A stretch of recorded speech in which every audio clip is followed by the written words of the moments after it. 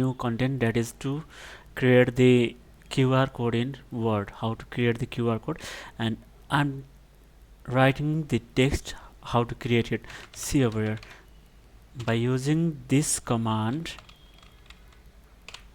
from the keyboard, that is I am pressing Ctrl plus F9, the required template occurs, and in this now we need to write the text, a display barcode, and give the double inverted comma and write the text for which we are going to create the keyword. That is I am creating google.com,